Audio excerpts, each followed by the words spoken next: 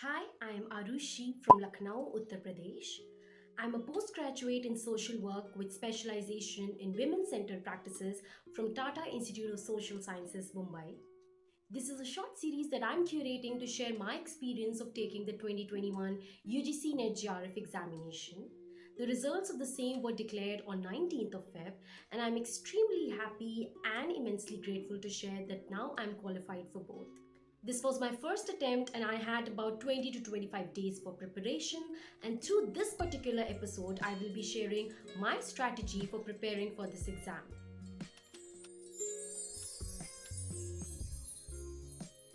I started out by first reaching out to some people who had either appeared for this examination or who had cleared this examination.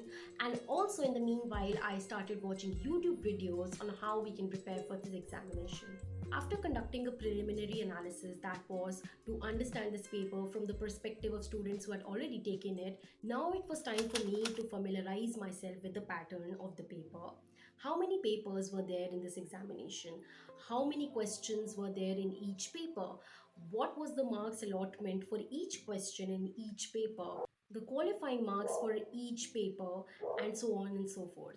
Now, next, what I did was to familiarize myself with the syllabus, and I did that by writing down the syllabus in my handwriting and sticking it in the front page of the book that I was referring to. Although I'd familiarized myself with the syllabus at this point, I was still quite clueless about how the paper looked like, given that this was my first attempt. So what I decided was to attempt a previous year question or a mock paper, whichever I could find, for both the parts, that is paper 1 and paper 2. And based on my performance on both these papers, I decided to make a more focused and dedicated strategy, or if we can call it an evidence-based strategy, to tackle them individually. For example, when I attempted paper 1, I could gauge that I needed to devote more time to data interpretation, communication, and Indian logic questions. And accordingly, I worked out a strategy for that. So your first takeaway from this video can be to attempt either a mock paper or a previous year paper for both paper 1 and paper 2, and then analyze your performance rigorously.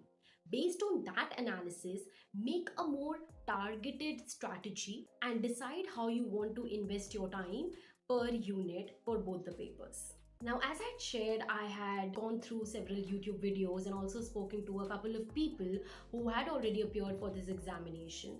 My analysis, or if I can put it that way, one of my major takeaways from all of that research was to make sure that I do not ignore any unit, because questions are asked from each of the units in both the papers. So your second takeaway from this video can be to make sure that you devote time to all the units from both the papers. I ordered two books for this examination from Amazon. For paper 1, I ordered a book from Drishti publication, and for paper 2, I ordered a book from Arihant publications. Now I'll be sharing how I approached each topic in both the papers. For paper 2 social work, my initial strategy was to read a chapter from a book and then attempt the previous questions which were given in the back of the chapter itself. After doing about 2 to 3 chapters in this same format, I realized that it was not adding that much value to my preparation. That was the point when I started looking for videos on YouTube for each of the units. And I came across CP Yadav sir's YouTube channel, in which he had comprehensively covered each of the units. So after watching a few videos on some of the units from his channel, I decided to take up his course.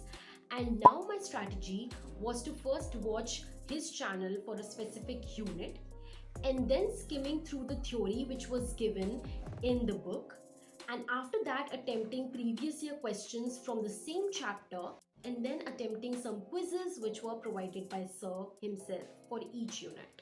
For paper 1, I used to first skim through the theory which was given in the book for each unit, and then if there was some part or something which I couldn't really grasp or understand, then I used to take assistance of YouTube or Google, and after that I used to practice previous year questions based on each of the units. I did not take up any course for paper 1. I found that this book was really helpful. Once I was done with all the units from both the papers, now it was time for me to practice as many mocks as I can.